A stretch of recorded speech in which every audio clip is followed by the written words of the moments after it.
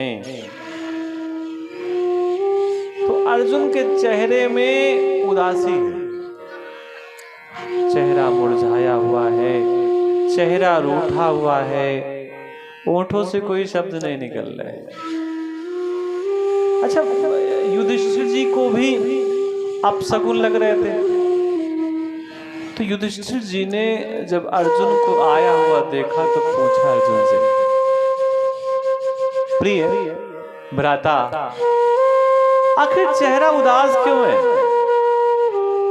और व्यक्ति का चेहरा कुछ विशेष परिस्थितियों में उदास होता है।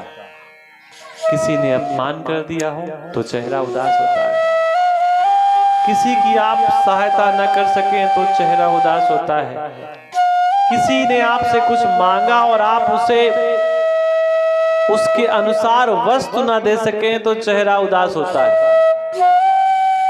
ये कई सारे कारण चेहरे की उदासी के होते हैं।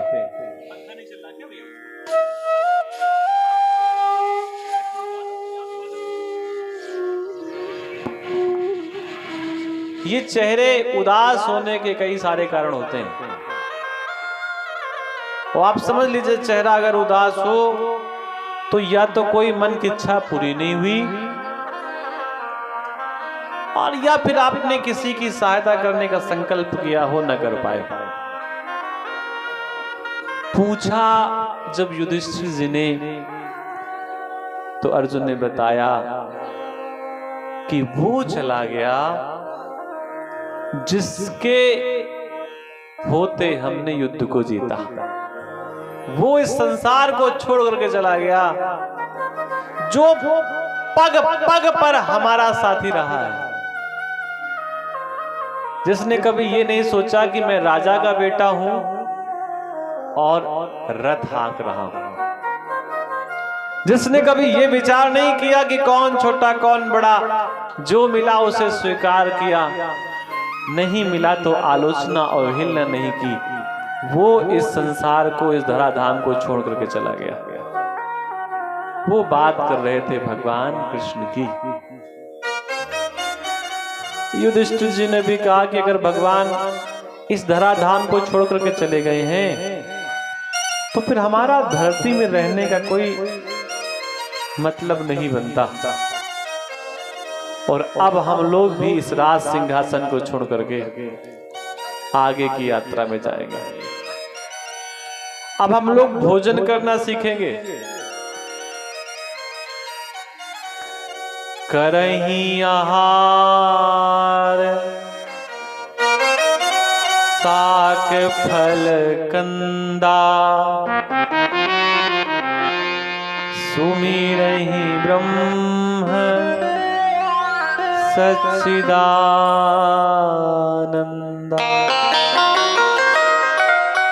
करहीं आहार साक फल कंदा। अब हम लोग भोजन करना सीखेंगे। अब हम लोग भोजन करेंगे। आप कल्पना करिए, इतनी सारी उम्र होने के बाद आज युधिष्ठिर अपने परिवार के लोगों से कह रहे हैं हम भोजन करना सीखेंगे। और भोजन करना बड़ी सीखने वाली बात है, क्योंकि भोजन करने का मतलब ये नहीं कि आपने खा लिया और सो गए। नहीं, अगर भोजन करने के बाद अगर आप ईश्वर का कुछ देर चिंतन नहीं करते तो फिर भोजन आपका उतना व्यवस्थित नहीं हो पाएगा। करहीं आहार साक फल कंदा, सुमिरहि ब्रह्म सच्चिदानंदा। अपने पुत्र परीक्षित को, जो अभी राजगद्दी में बैठने के योग्य नहीं थे, छोटे थे, बालक के रूप में ही थे, उन्हें राजगद्दी में बैठा दिया और स्वयं उत्तराखंड की यात्रा की ओर चल पड़े। उत्तर की ओर यात्रा के लिए चल पड़े। उत्तर अवस्था में उत्तराखंड में उत्तर की ओर चल पड़े। ये उत्तराखंड ही क्यों गए और उत्तम उत्तर की अवस्था में ही क्यों गए? कारण कुछ और नहीं, क्योंकि जीवन में बहुत सारे प्रश्नों के उत्तर व्यक्ति को उत्तर अवस्था में ही प्राप्त होते हैं। उत्तर अवस्था का मतलब है वृद्धावस्था।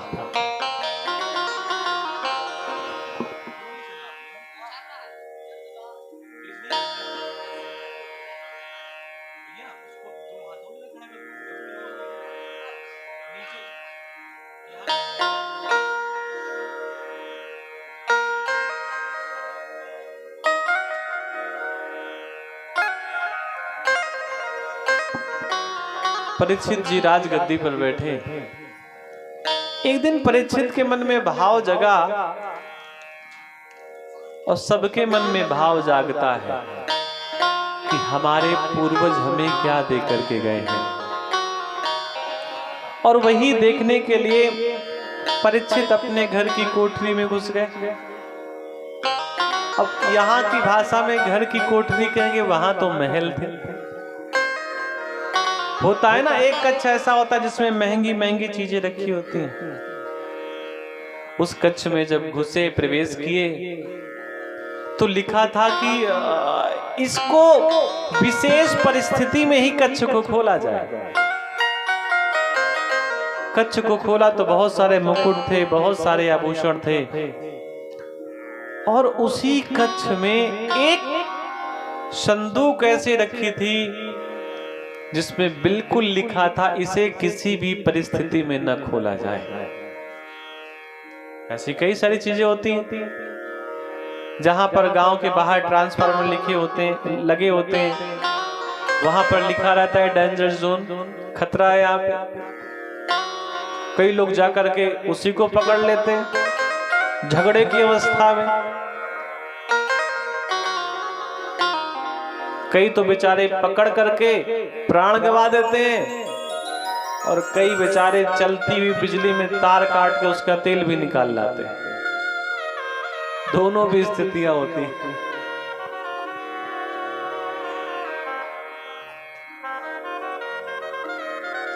उसमें था कि इसको छेड़ा ना जाए। अब परीक्षित राजा थे, उनको लगा प्रजा के लिए किसी के लिए निर्देश होगा, तो परीक्षित ने कहा इसे खोलो। जब उसे खोला गया तो एक दिव्य मुकुट दिखाई दिया। एक बात और समझिए, आपकी गाड़ी भले ही 2 लाख रुपए की हो, अगर आपके सामने कोई दूसरी गाड़ी लेकर के आ जाए, उसकी कीमत भले ही 1 लाख रुपए हो, लेकिन पहली बार सामने वाला लेकर के आया हो तो मन में भाव जागता है, चलो इसको छू करके देख लें, चला करके देख लें कैसी चलती, भले ही आपके पास महंगी वस्तुएं क्यों ना हो। वही स्थिति परीक्षित की है। चक्रवर्ती राजा हैं, किसी ने परीक्षित का रथ नहीं रोका, क्योंकि इनके पिता पितामह बड़े धर्मात्मा थे। जब उसको खोला तो उसमें दिव्य मुकुट दिखाई दिया। मुकुट सारे दिव्य होते हैं, किसी का भी मुकुट उस राज्य का प्रतिनिधित्व करने वाला होता है। परीक्षित को लगा ये मुकुट तो बड़ा दिव्य है, और परीक्षित ने अपना मुकुट उतार दिया, और वो जो उसमें रखा था, चमक रहा था, उसको पहन लिया। अच्छा, जो मुकुट था वो जरासंध का था, और भीम ने युद्ध में जब जरासंध को जीता तो इस खुशी में कि जब भी कभी मैं वृद्ध हो जाऊंगा, बूढ़ा हो जाऊंगा, और मुझे कभी याद करना हो कि मैं कितना बलशाली था, तो मैं इस मुकुट को देखूंगा, और जब मैं मुकुट को देखूंगा तो मुझे याद आएगा कि मुकुट किसका है और वो कितना बलशाली था। तो बार बार याद आएगा कि एक समय में मैं भी बहुत बलशाली था।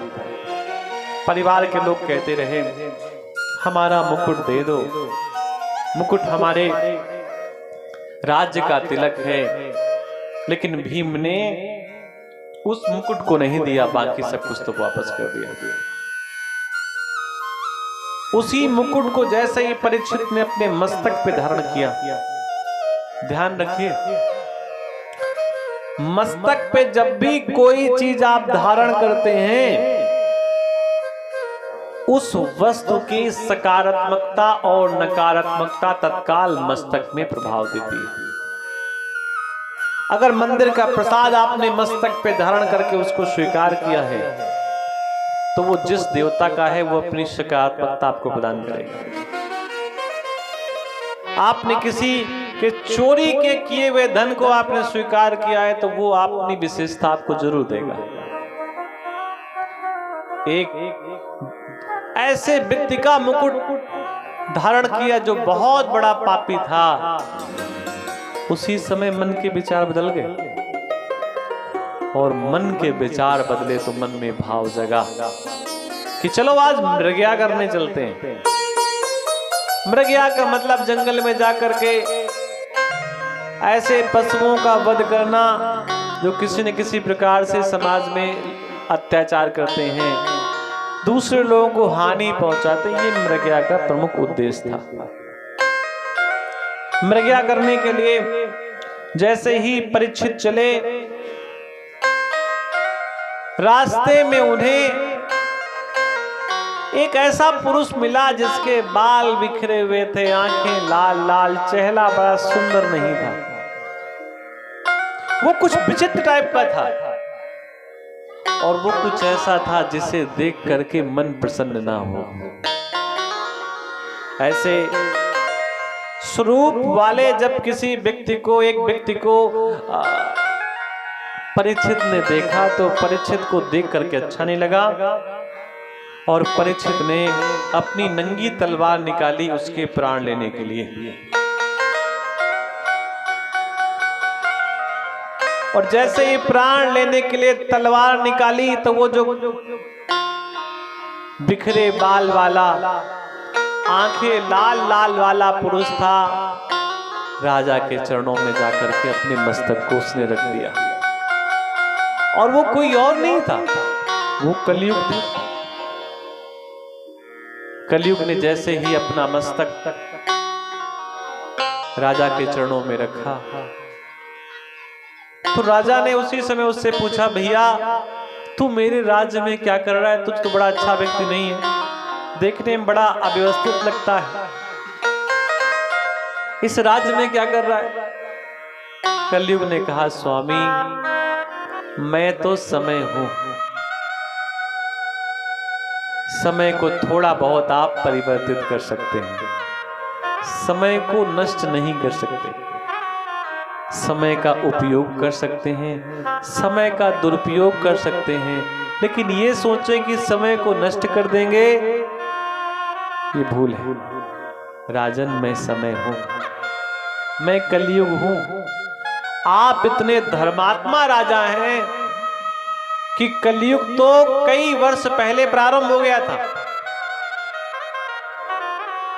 लेकिन आपके पुण्य इतने ज्यादा हैं कि मुझे आपके राज्य में आने का प्रवेश ही नहीं मिल रहा।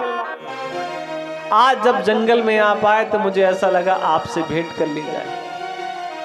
परीक्षित ने कहा, निकल जाओ मेरे राज्य से। कलयुग ने कहा, जाएं भी तो कहां जाएं, पूरे संसार में राज्य आपका ही तो है। कलयुग ने एक बात और कही, अगर आप चाहें तो हमें नियंत्रित कर सकते हैं। नियंत्रित का मतलब हमें कुछ स्थान दे दीजिए जहां मैं रह सकूं। परीक्षित को यह बात बड़ी अच्छी लगी कि देखो कलयुग कितना अच्छा है, ये स्थान मांग रहा है रहने के लिए। दूतम पानम स्त्रिया सोना यत्रा धर्म चतुर्विधा। 4 स्थान परीक्षित ने कलयुग के लिए स्थापित की। द्यूतम, जहां पर जुआ हो रहा हो, बिना मेहनत के जहां से पैसा कमाया जाए, बिना मेहनत के कि एक धरो तो 4 मिल जाएंगे, ऐसी जगह को द्यूत कहते हैं। और यहां पर कलयुग का स्थान बताया गया। अब वो भले ही टाइम पास के लिए मोबाइल में 4 लोग बैठ करके खेल रहे हो, उसका नाम लूडो भी हो सकता है, सांप सीढ़ी भी हो सकता है, और तमाम छोटे मोटे नाम हो सकते हैं, लेकिन जहां पर बिना मेहनत के पैसा आ रहा है या लाया जा रहा है, उस धन में कलयुग का स्थान होता है।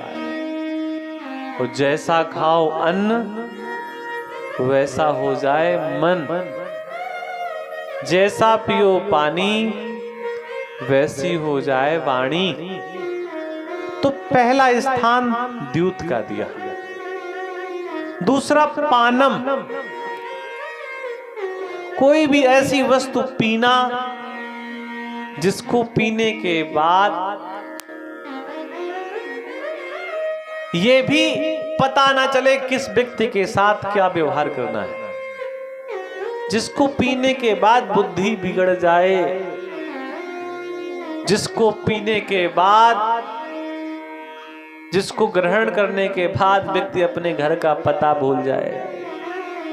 पानम, ऐसा कोई मादक पदार्थ जो आपको एक सीधे रास्ते से हटा करके उल्टे सीधे रास्तों पे ले जाए।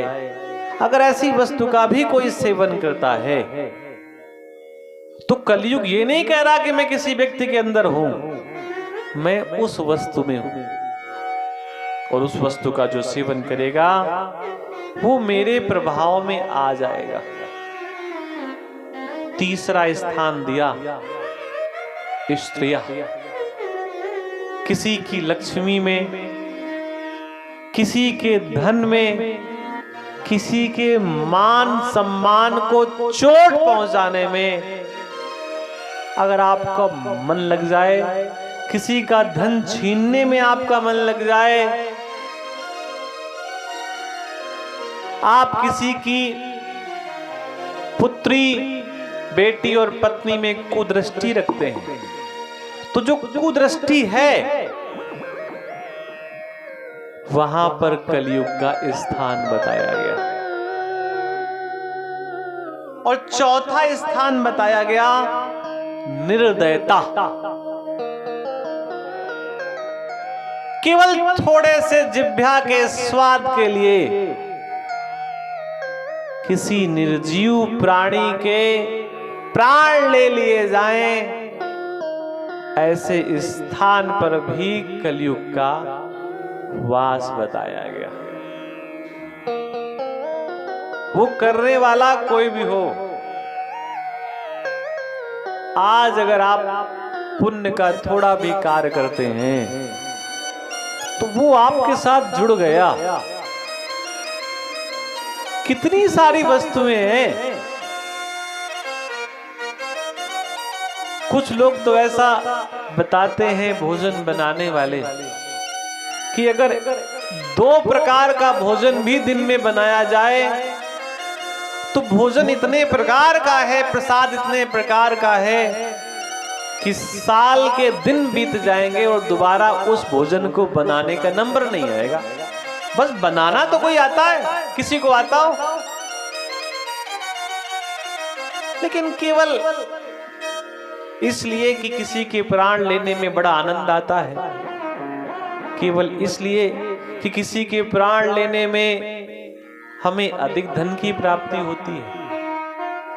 अगर इस कारण से किसी भी जीव की हत्या की जा रही है, प्राण लिए जा रहे हैं, ऐसे स्थान पर भी कलयुग का वास है।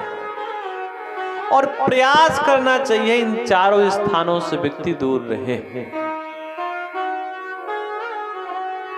हमारे एक मिलने वाले भैया हैं, 4 दिन पहले उनसे मुलाकात हुई।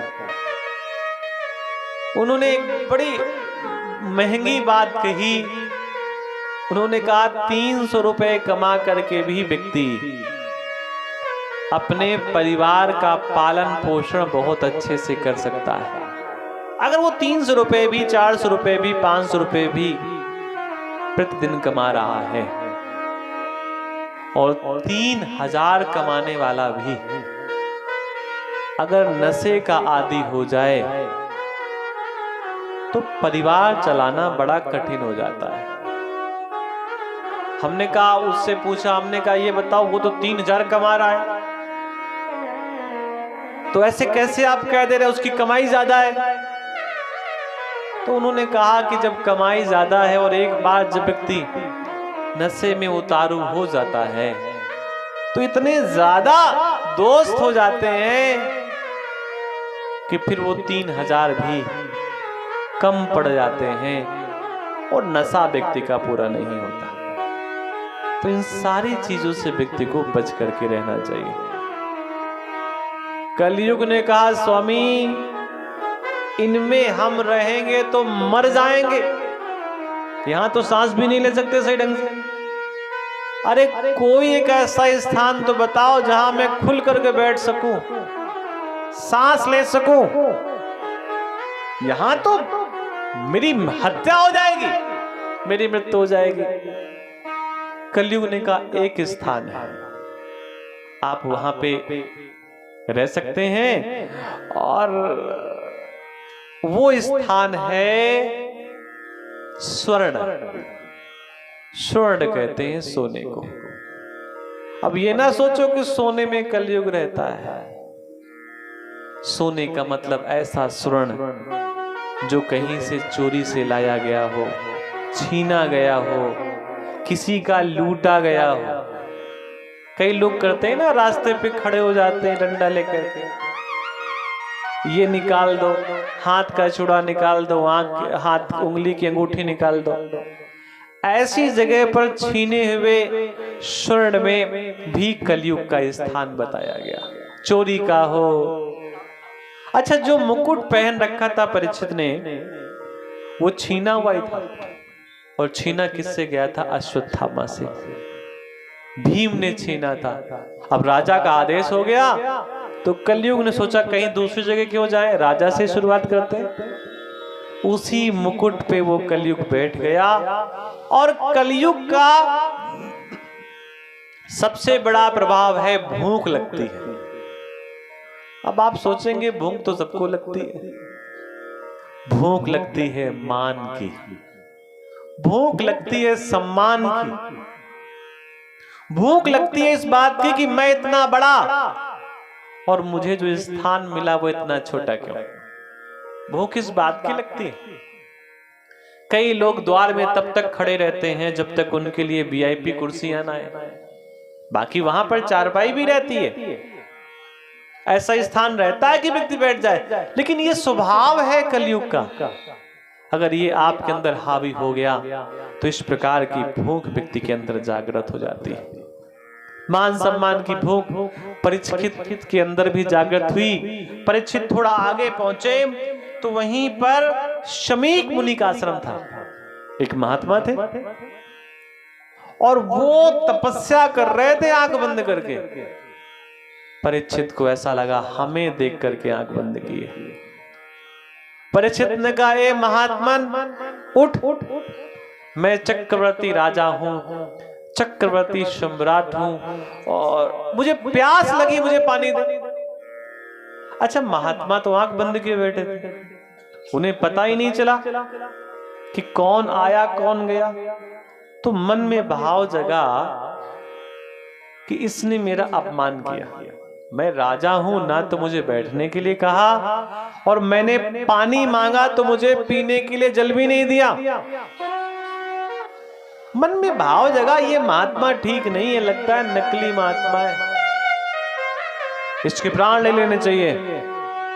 प्राण लेने के लिए जैसे तलवार निकाली तो परिवार के संस्कार भैया बहुत बड़ी बात होते हैं। वो परिवार के जो संस्कारों के बीज होते हैं वो शरीर में होते ही है। पिता पितामह इनके संस्कार इतने श्रेष्ठ थे कि विचार तो मारने का मन में आया, लेकिन मारा नहीं। मन में सोचा क्या करें, तो मरा हुआ सर्प पड़ा था, तो वही तलवार की नोक से सर्प को उठाया और गले में माला के रूप में पहना दिया, अपमान करने के लिए। और याद रखिए, आप अगर किसी को पुष्प देते हैं तो वो भी आपको पुष्प ही देगा। अगर आप किसी को नमस्कार करते हैं तो तत्सामने वाला भी आपको नमस्कार करेगा। अगर आपने किसी को बड़े प्रेम से कहा, अरे चौबे जी कैसे हैं, तो सामने वाला भी जवाब में कहेगा। जब आप कहेंगे चौबे जी तो सामने वाले कहेंगे हाँ जी। अगर आपने गुस्से में कह दिया ए चौबे, तो सामने वाला कहेगा क्या है बे। तो जो भी आप कहेंगे वही आपको मिलेगा। जो आप सामने वाले को प्रदान करेंगे वही सामने वाला आपको देने क्योंकि उसको लगता है कि शायद इसको यही पसंद है, इसलिए उसने हमको ये प्रदान किया है। मरा हुआ सर्प क्या गले में डाला। आसपास बैठे हुए बालकों ने जाकर के समीक मुनि के पुत्र गंगा नदी में स्नान कर रहे थे और जाकर के पुत्रों से कह दिया कि एक मतवाला राजा आया था और उस मतवाले राजा ने तुम्हारे पिता के ऊपर मरा हुआ सर्प डाल दिया। बहुत ध्यान से सुनना, यहां जो कथा हो रही है। श्रृंगी जल में नदी में खड़े होकर के सूर्य को अर्घ प्रदान कर रहे थे और बाहर नदी के बाहर खड़े मित्रों ने कहा किसी राजा ने तुम्हारे पिता के शरीर में, गर्दन में, गले में मरा हुआ सर्प पहना दिया। तो सूर्य का मंत्र पढ़ करके जो सूर्य को अर्घ दे रहे थे, सूर्य को अर्घ देना भूल गए और क्रोध में बसीभूत होकर के कि ये राजा जो हमारे पिता के आशीर्वाद से सांसें लेते हैं, राज्य को चलाते हैं, ऐसे मतवाला राजा हो गया, मेरे पिता का अपमान करता है, मरा हुआ सर्प डाला है। मैं आज ही संकल्प लेता हूं कि ठीक आज से 7वें दिन तक्षक नाम का भयंकर सर्प आएगा जो इस मतवाले राजा के प्राण ले लेगा। आप यहां बहुत ध्यान से सुनिए। सीता माता का थोड़ा सा मन सोने में आया था। कितना मन? थोड़ा सा। और थोड़ा सा मन माता का सोने में आया तो माता पूरी की पूरी सोने के महल में पहुंच गई या कैद हो गई। और मरा हुआ सर्प डाला परीक्षित ने समीक मुनि के गले में, तो स्वयं के लिए जीवित सर्प का श्राप मिल गया। बराबरी से अधिक मिला। जो चाह थी, जो उन्होंने किया था, उससे कई गुना भयानक परिणाम मिला। अरे मरा हुआ सर्प व्यक्ति का क्या बिगाड़ सकता है? और श्रृंगी ने मरा हुआ सर्प का आशीर्वाद नहीं, सर्प काटने का आशीर्वाद दिया। और कोई साधारण सर्प होता तब भी चल जाता। दुनिया में कई प्रकार के सर्प हैं, उनमें से जो 10 प्रकार के सर्प हैं जो सबसे विषैले हैं, उनमें से एक सर्प है तक्षक। जैसे अगर पूछा जाए कि जो टॉप 10 सर्प हैं, क्या तक्षक उनमें आते हैं? हाँ, उन्हीं में एक सर्प और है जो भगवान शिव के गले में रहते हैं। एक सर्प और है जिसमें भगवान विष्णु सोते हैं। ये कई सारे सर्प हैं जो बराबर श्रेणी के हैं। श्रृंगी ने किसी साधारण सर्प को निमंत्रण नहीं दिया। 7 दिन के बाद तक्षक जैसा भयंकर सर्प आएगा और प्राण लेकर के चला जाएगा। अच्छा, बालक को पता ही नहीं था ऋषि कुमार को कि ये है कौन राजा। अपने पिता के पास गया, पिता के गले से सर्प को बाहर निकाला, पिता को देख करके रोने लगा और पिता से कहा, पिताश्री चिंता मत करिए, जिस राजा ने आपका अपमान किया है, मैंने उस राजा को भयंकर श्राप दिया है, 7 दिन बाद ही उसके प्राण चले जाएंगे, बचेगा नहीं। अब पिता को कुछ पता ही नहीं था किसने सांप डाला, कौन आया कौन गया, किसने श्राप दिया। पिता ने पूछा तो लोगों ने बताया परीक्षित। अरे परीक्षित को श्राप दे दिया, इतना धर्मात्मा राजा, इतना श्रेष्ठ राजा, जिसके पिता पितामह कृष्ण के निकट थे, जिसके पिता के पिता का रथ भगवान कृष्ण ने हांका। महाभारत में जिन अर्जुन के साथ हाथ में हाथ धरे रखते थे भगवान कृष्ण, मधुसूदन, जिस बालक की परदादी कृष्ण की बुआ,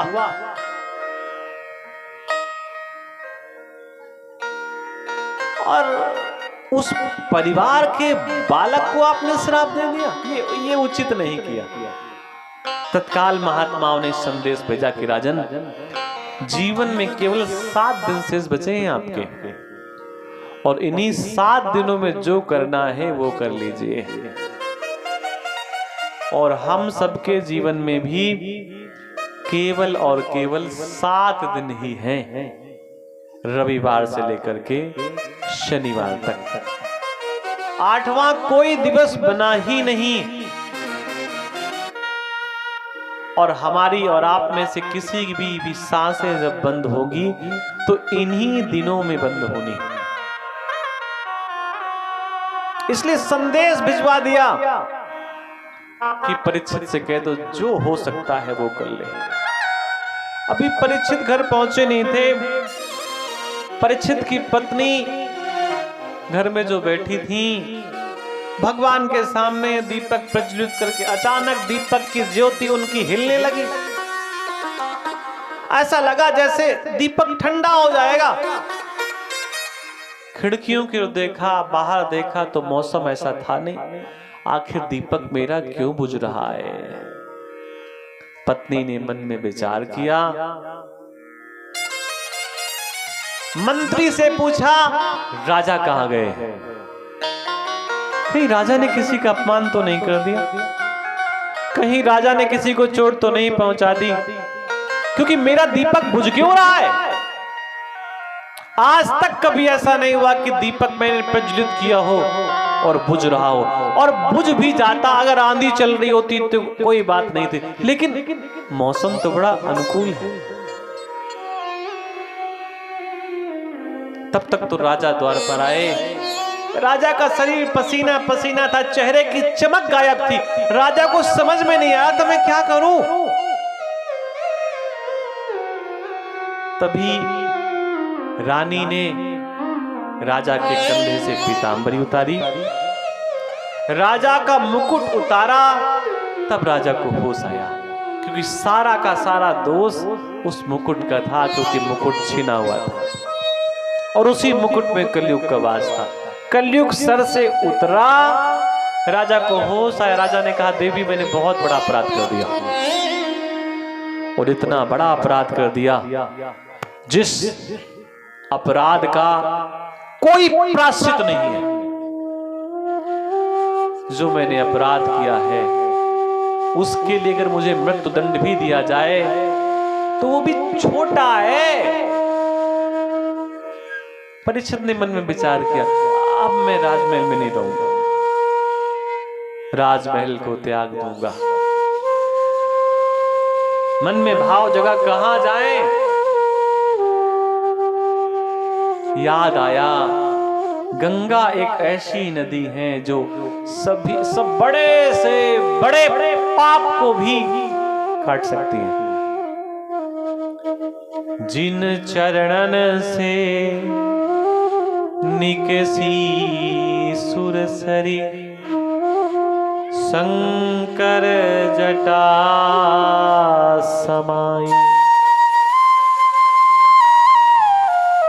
जटा संग शंकरी नाम परो है त्रिभुवन तारन आई। गंगा के लिए कहा गया जटा शंकरी नाम परो। परीक्षित को लगा मैं गंगा के पास आऊंगा। और तब तक तो पूरे संसार में खबर फैल गई थी कि परीक्षित जैसे धर्मात्मा राजा को किसी ऋषि कुमार ने श्राप दे दिया। परीक्षित के मन में वो सोच नहीं पा रहा मैं क्या करूं, क्या बोलूं, किससे बोलूं, कब बोलूं। परीक्षित ने गंगा मां को प्रणाम किया और प्रणाम करने के बाद जैसे ही परीक्षित ने अपना मस्तक उठाया, आंख खोली, हजारों की संख्या में संत महात्मा परीक्षित के सामने खड़े दिखाई दिए।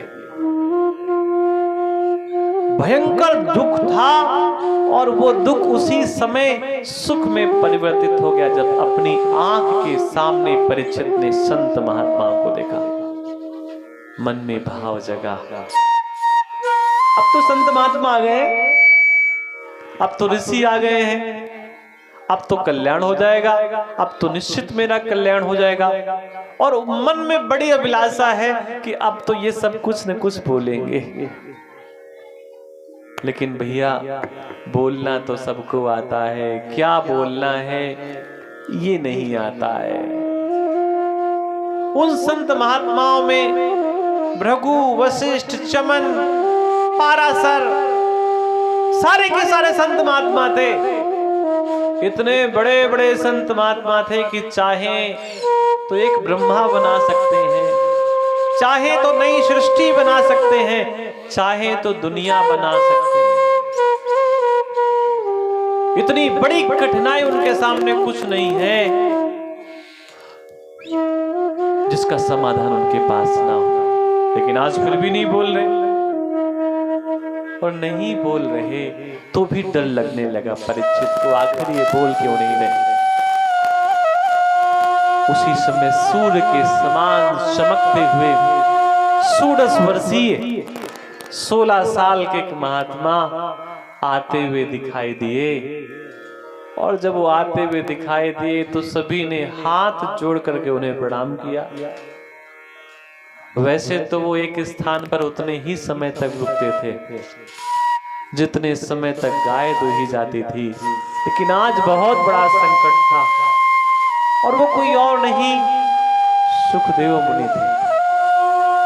सुखदेव मुनि आए और सुखदेव मुनि के चेहरे की चमक देखकर के परीक्षित को ऐसा लगा मृत्यु जब होगी तब होगी, लेकिन इतने दिव्य श्रेष्ठ महात्मा का मैंने दर्शन कर लिया, अब जीवन में कुछ कठिन नहीं बचा। और उसके बाद श्री सुखदेव मुनि ने जो भगवान के कीर्तन, गुणगान, भगवान की कथा सुखदेव मुनि ने जो सुनाई परीक्षित जी को, उसी को भागवत जी की कथा